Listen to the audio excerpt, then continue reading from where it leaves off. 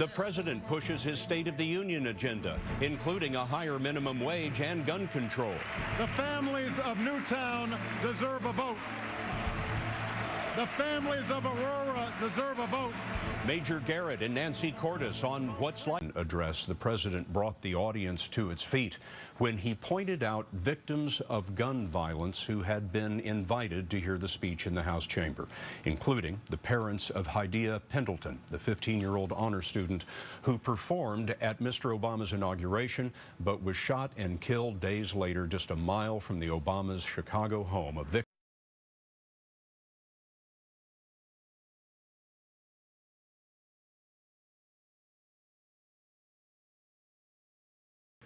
of gang violence. Her parents were sitting with the First Lady last night.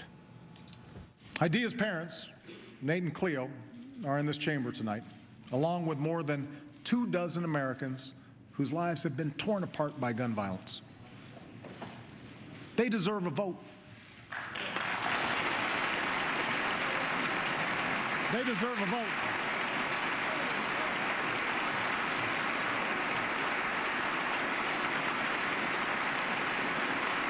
They deserve a vote.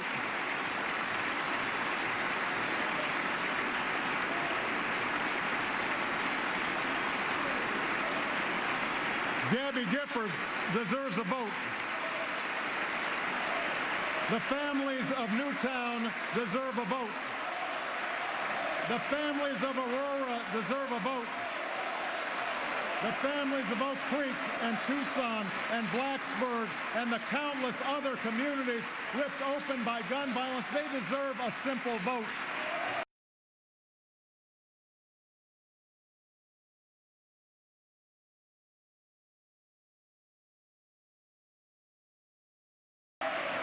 He is asking for a vote on 3 proposals: background checks for all gun purchases, a ban on assault weapons, and a limit on how many rounds an ammunition magazine can hold. Our congressional correspondent Nancy Cordes has been talking to members today. And Nancy, are those victims of gun violence going to get that vote?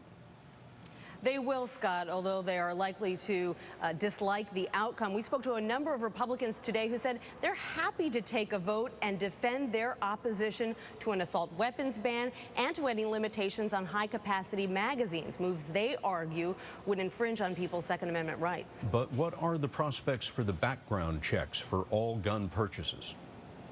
Those prospects look better. There is a small group of Democrats and Republicans in the Senate who are working on a plan that we're told they'd like to unveil within the next few weeks. Aides say the plan includes 2 prongs. One, closing the gun show loophole that enables people to buy a gun at a gun show without going through a background check, and another that would strengthen mental health record reporting from the states to the federal background check system, making it more difficult for people with a history of mental illness to get a gun.